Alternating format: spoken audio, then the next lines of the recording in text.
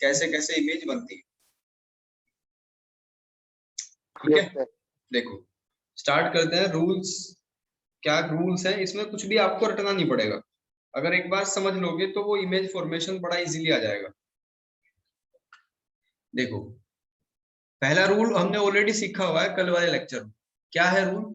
A ray of light falling on a concave mirror in direction parallel to principal axis of the mirror passes actually through the principal focus of the mirror on reflection from the mirror। अब ये क्या लिखा हुआ है इसको समझो। मान लो कोई आपकी इमेज, एक लाइट रे अगर प्रिंसिपल एक्सिस के पैरेलल आती है, लेंथ आपके मिरर से टकराती है तो फोकस से निकलेगी। ठीक है भाई, ये कल हमने सीख लिया था क्यों निकलेगी। एक दूसरी लाइट रे आती है वो भी टकरा के फोकस से निकल जाएगी। तो इसमें तो कोई नई बात सीखी नहीं हमने। ठीक है, तो यहां से क्या पता चला कि अगर पैरेलल प्रिंसिपल एक्सिस की कोई लाइट रे आती है तो वो फोकस से निकलेगी। क्लियर हो गया? Yes sir. रूल नंबर 2 इसका जस्ट अपोजिट है। अगर ऑलरेडी कोई लाइट रे फोकस से जाएगी तो वो पैरेलल निकलेगी। ठीक है, पहले वाले का जस्ट अपोजिट है। क्या लिखा हुआ है? A ray of light incident on a concave mirror passing through focus of mirror become parallel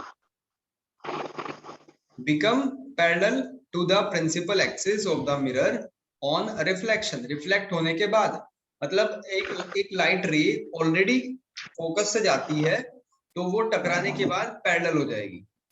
ये सारी चीजें कल ही हमने सीख ली थी कि ये हमारा क्या है, ये मिरर है। कौन सा मिरर है? कॉनकेव। ये अपार्चर का मिड पॉइंट है यानी पी, इसको पोल कहा जाता है। और ये हमारा सेंटर ऑफ कर्वेचर होता है, ये फोकस होता है। और ये प्रिंसिपल एक्सिस है। दो रूल हमने पढ़ लिए। पहला रूल हमने क्या सीखा कि अगर लाइन पैरेलल आती है तो फोकस से जाएगी, अगर फोकस से आती है तो पैरेलल जाएगी, यानी एक दूसरे के जस्ट अपोजिट है। और जब भी आप मिरर फॉर्मेशन सीखोगे कैसे कैसे इमेज बनती है, उसमें ये सारे यूज होंगे, इनको ध्यान से समझना।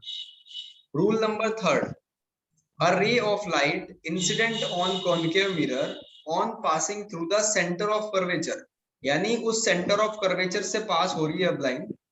ठीक है, is reflected back along the same path, such a ray retrace in a path in opposite direction। समझो बात को। अगर लाइट रे सेंटर ऑफ कर्वेचर से पास होती है तो वापस जाएगी ना। क्यों जाएगी? Yes sir. देखो शुरुआत से समझो। हमने क्या बताया था आपको कि आपको अगर परपेंडिकुलर ड्रॉ करना है एक लाइन के ऊपर तो which is very easy, but अगर आपको सर्कल पे ड्रॉ करना हो तो टेंजेंट बनाते हैं। टेंजेंट का नॉर्मल सेंटर पे जाता है। तो हमने यहाँ से कंक्लूड ये करा कि अगर किसी पॉइंट से आपको नॉर्मल ड्रॉ करना हो तो उसको उसके सेंटर से ऐड कर, जोड़ दो बस पकड़ के, तो वो नॉर्मल हो जाएगा। अब क्या कहा कि लाइट रे नॉर्मल पे ही आ रही है। रिफ्लेक्ट, लॉ ऑफ रिफ्लेक्शन में क्या सीखा था हमने कि नॉर्मल से आई एंगल बनेगा फिर आर एंगल बनेगा। और मैंने आपको ये भी बताया था कि अगर नॉर्मली लाइट रे आती है तो रिट्रेस हो जाती है। यहाँ भी तो वही बात हो रही है ना। Yes sir. ऑटोमेटिक सेंटर पे आई तो रिट्रेस तो होगी होगी। अगर इस तरीके से सीख के चलोगे तो आपको ये चीजें रटने की जरूरत नहीं पड़ने की।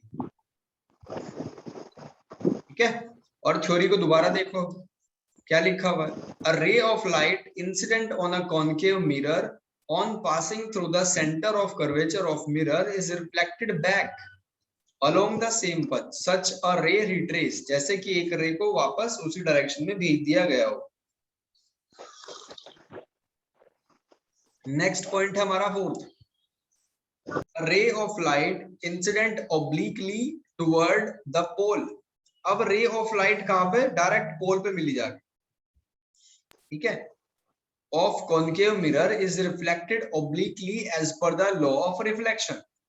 तो पोल पे मिलेगी जाके। और नॉर्मल कहाँ है? ये वाला। ठीक है, ये नॉर्मल है। भाई समझो बात को। हमने क्या बताया था कि अगर कोई भी स्फेयर है या सर्कल है, उसके किसी भी पॉइंट पे आपको नॉर्मल चाहिए होता है, तो उसको सेंटर ऑफ सर्कल से मिला देते हैं। ठीक, अब आपकी लाइट रे ऐसे आई, आपको तो नॉर्मल ढूंढना है, तो उस पॉइंट को आपने यहां ज्वाइन कर दिया सी से, तो ये आपका एंगल ऑफ इंसिडेंस होगा ना, यस सर। और ये आपका एंगल ऑफ रिफ्लेक्शन होगा। तो यहां से क्या बात समझ में आई कि अगर पोल पे कोई लाइट रे आएगी तो वो उतने ही एंगल पे रिफ्लेक्ट हो जाएगी।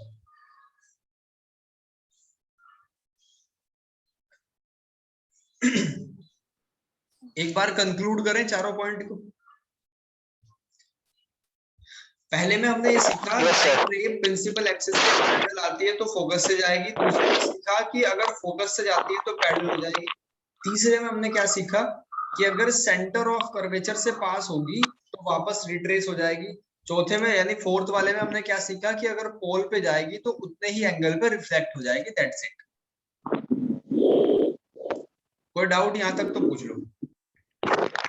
No sir.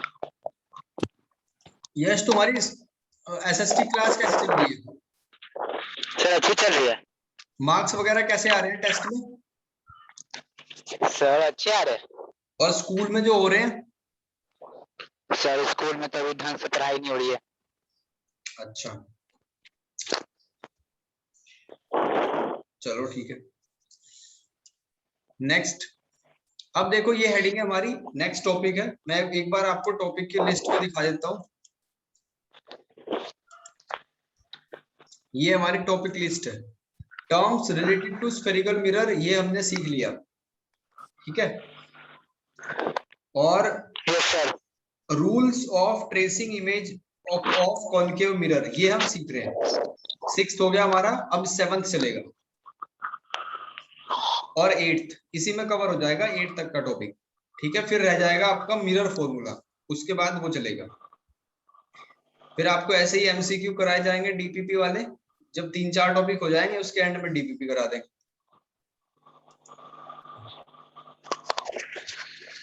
Yes sir. अब देखो, सबसे पहले आपको एक टेबल बनानी है, पीडीएफ देख के बना लेना, ठीक। समझ लो पहले, the image formation by concave. Concave मतलब इस टाइप का होगा जिसका अंदर वाला पोर्शन अनपॉलिश होगा, यानी कि रिफ्लेक्शन जिसके अंदर से होगा। अब उसमें 6 पोजीशन है। एक बार क्या होगा, मान लो ये आपका मिरर है, और एक बार क्या होगा, ये एफ है और ये सी। एक बार हम जो आपकी ऑब्जेक्ट है उसको इनफाइनिट यानी बहुत दूर रख देंगे। एक बार सी और इनफाइनिट के बीच में रखेंगे, एक बार सी पे रखेंगे, एक बार सी और एफ के बीच में, फिर एफ पे रखेंगे, फिर एफ और पोल के बीच में रखेंगे। तो यहाँ डिस्कस करेंगे अलग अलग कंडीशन में कैसी कैसी इमेज बनती है, और उन 4 रूल के बेस पे, जो अब तक हमने 4 रूल पढ़े हैं, फर्स्ट, सेकंड, थर्ड और फोर्थ, उन्हीं के बेस पे हम उसको करेंगे। एक बार फिर से रिकॉल करो। पहला रूल हमारा ये था कि लाइन अगर पैरेलल आती है तो टकरा के किससे निकल जाएगी, फोकस से निकल जाएगी। दूसरा ये था कि अगर फोकस से जाती है तो पैरेलल निकल जाएगी। तीसरा ये है कि अगर सेंटर ऑफ कर्वेचर से जाती है तो वापस हो जाएगी। फोर्थ वाला क्या था कि अगर पोल पे आती है तो उसी एंगल पे रिफ्लेक्ट हो जाएगी। ठीक बात है। अब सबसे पहला केस देखो क्या है। अंशिका समझ आ रहा है? पहला पॉइंट है हमारा, जब इमेज आपकी इनफाइनिट पे हो, ठीक है। देखो, जब इमेज हो कहा, इनफाइनिट पे, यानी बहुत दूर है, ऐसे मान लिया ये आपका कॉनकेव मिरर है, ये इसका फोकस है, ये इसका सेंटर ऑफ कर्वेचर है, इमेज रखी है बहुत दूर। तो वैसे तो बहुत सारी लाइट रेज निकलती है ऑब्जेक्ट से, हमने अपने काम को आसान करने के लिए सिर्फ 2 लाइट रे ली, एक तो ये ली और एक ये वाली, दोनों पैरेलल गई। अब पैरेलल है तो टकरा के कहाँ जाएंगी, फोकस से जाएंगी टकरा के, यानी कि इमेज आपकी बस यही बनेगी, ठीक है। जो इमेज होगी वो क्या होगी, हाईली डिमिंस्ड, यानी बहुत छोटी, बिल्कुल पॉइंट फॉर्म में बनेगी इमेज, ठीक है। पॉइंट फॉर्म में इमेज बनेगी, बहुत ज्यादा छोटी। अब इसके देखो क्या क्या कंडीशन है। जो उसकी पोजीशन है वो फोकस पे है, हाईली रिड्यूस्ड यानी बहुत छोटी पॉइंट साइज में है, और वो रियल और इन्वर्टेड है यानी कि वास्तविक और उल्टी है। ठीक है, तो ये हो गया आपका पहला केस। दूसरा केस क्या है कि जब हम अब क्या करा हमने ऑब्जेक्ट को यानी किसी वस्तु को थोड़ा करीब लेके आए, यानी सी और इनफाइनिट के बीच में लेके आए, जिसको कहा जाएगा बियॉन्ड सी।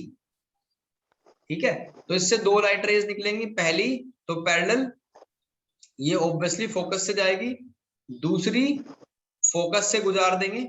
अभी मैंने क्या बताया था आपको कि अगर लाइट रे पैरेलल जाएगी तो फोकस से निकलेगी रूल नंबर फर्स्ट के अकॉर्डिंग, अगर फोकस से जाएगी तो पैरेलल निकलेगी रूल नंबर सेकंड के अकॉर्डिंग। ये दोनों जहां पे कट करेंगे, ये यहाँ कट करा, तो यही हमने क्या बना दी, इमेज बना दी। तो इमेज को ध्यान से देखो, ये उल्टी इमेज है और रियल है, तो इमेज की नेचर कैसी होगी, रियल एंड इन्वर्टेड। ठीक है, रियल और इन्वर्टेड। अब इसकी पोजीशन कहाँ होगी, बिटवीन एफ एंड सी। तीसरी बात, इसका साइज कैसा होगा, तो ये होगा स्मॉलर देन ऑब्जेक्ट, ऑब्जेक्ट से थोड़ा सा छोटा, या डिमिन्स्ड कह सकते हो आप इसको, उतना छोटा भी नहीं होगा, बस डिमिन्स्ड होगा। देख लो आप, ऑब्जेक्ट से छोटा है। दूसरा केस क्लियर हो गया क्या भाई? Yes sir. उसके बाद तीसरा क्या है, हमने अब ऑब्जेक्ट को लाके सेंटर ऑफ कर्वेचर पे रख दिया, तो एक लाइट रे निकली, सेट ये एफ से पास होके ऐसे निकलेगी, फिर एफ से पास होगी तो पैरेलल निकलेगी, ये एक दूसरे को यहाँ पे कट करेंगे। तो अब ऑब्जेक्ट और इमेज दोनों ही पॉइंट सी पे है। ठीक है, इमेज के बारे में तीन बातें बतानी है, रियल और इन्वर्टेड है, पोजीशन कहाँ पे है, सेंटर ऑफ कर्वेचर पे, और बिल्कुल ऑब्जेक्ट के जितनी ही बनेगी वो। आई थॉट यहाँ तक क्लियर हो रहा होगा बिल्कुल आपको। Yes sir. दोनों का साइज अगर पूछा जाए कि सेम कहाँ होगा, जब ऑब्जेक्ट सेंटर ऑफ कर्वेचर पे होगा तब इमेज ऑब्जेक्ट के साइज की ही बनेगी। अब क्या होगा, अब ऑब्जेक्ट को हम सी और एफ के बीच में लेके आएंगे, फिर एफ पे लेके आएंगे, और फिर एफ और पी के बीच में लेके आएंगे। तो फोर्थ केस में हमने रख दिया ऑब्जेक्ट को बिटवीन सी एंड एफ, तो फिर से वही केस होगा। ठीक है, ये ऐसे जाएगी, फिर ये एफ से जाएगा वापस, और कहाँ मिलेगा आगे जाके। तो अब ध्यान से देखो, इमेज कैसी है, रियल और इन्वर्टेड। बियॉन्ड का मतलब सी से पीछे है, लार्जर देन ऑब्जेक्ट। ठीक है, ऑब्जेक्ट से बड़ी है, ऑब्जेक्ट से बड़ी है, दिखाई दे रहा होगा। Yes sir. नेक्स्ट हमारा पॉइंट है फिफ्थ। अब हमने क्या करा, बिल्कुल एफ पे रख दिया। ठीक है, ऑब्जेक्ट अपना एफ पे रख दिया, तो अब वो वाला केस लग जाएगा देखो। ठीक है, ये जो एफ पे हमने रखा, एक लाइट रे जाएगी, एक लाइट रे जाएगी इस तरीके से यहाँ पे। अब इसको मान लेंगे वर्चुअली कि ये सी से आती हुई प्रतीत हो रही है हमें, यानी ऐसा लग रहा है कि वो सी से आ रही है, तो टकरा के एकदम वापिस हो जाएगी ना। कौन सा रूल लगा, रूल नंबर थर्ड लगा। ठीक है, तो टकरा के कहाँ गई, वापिस एकदम। फिर दूसरा, अगर पोल से जाएगी तो रूल नंबर 4, जितने एंगल पे इंसिडेंट होगी उतने ही एंगल पे रिफ्लेक्ट हो जाएगी ऐसे। तो ये दोनों क्या होंगी, एक दूसरे के पैरेलल होंगी। ठीक है भाई, कैसी लाइन है, पैरेलल लाइन है। ठीक, तो यहाँ पे देखो इमेज की के बारे में तीन बातें कौन कौन सी हैं। इमेज बनेगी बहुत दूर जाके कहीं इनफाइनिट पे, तो इमेज एट इनफाइनिट। ये क्या बनेगी, रियल और इन्वर्टेड बनेगी। और हाईली इनलार्ज मतलब बहुत बड़ी बनेगी, जैसे मान लो कहीं यहाँ पे मिलेंगे तो इस तरीके से बड़ी इमेज बनेगी। कोई डाउट यहाँ तक? No sir. Good. No sir. अब लास्ट का केस देखो क्या है। इस केस में हमने एफ और पी के बीच में ऑब्जेक्ट को रखा। सबसे पहले क्या करा, लाइट रे यहाँ पे आई, लेकिन हमें ऐसा लगा कि वो सेंटर ऑफ कर्वेचर से आ रही है, तो क्या होगा, वापस हो जाएगी, जैसे गई थी ऐसे ही वापस हो जाएगी। ठीक है, ये इस तरीके से। फिर दूसरा क्या होगा, इसको रफ करता हूं। दूसरा क्या होगा कि लाइट रे यहां से निकलेगी और टकरा के एफ से जाएगी। ठीक है, यहां से टकरा के एफ से जाएगी, तो अब आप देखोगे कि लाइट रे जो है ना ये डाइवर्ज है, यानी एक ये इधर को जा रही है और ये इधर को जा रही है। पहले क्या थी, पैरेलल थी, तो उनके मिलने की संभावनाएं थी, लेकिन अब तो डाइवर्ज है। और डाइवर्ज कैसे होती है, कोई इधर को गया कोई इधर को गया, ठीक। तो ये तो कभी भी नहीं मिलेंगी। तो हम इनको मान लेंगे कि बैक साइड में लाइट रे को हमने ऐसे बढ़ा दिया और ये ऐसे मिली, तो यहाँ पे हमने कल्पना कर ली इसकी।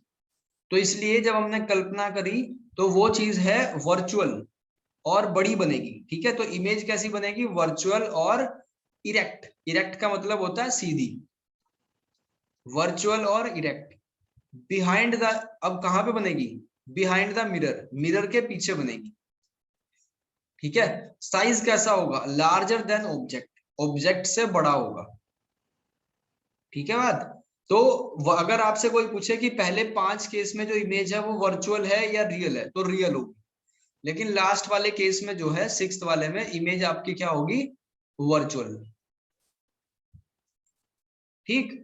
As the image is virtual it can not be taken on screen, इसको स्क्रीन पे नहीं लिया जा सकता क्योंकि पीछे तो पेंट करा हुआ है ना, पीछे इमेज के बनने की चांस ही कुछ नहीं है, बस ये तो कल्पना कर ली, ठीक है भाई। Yes sir.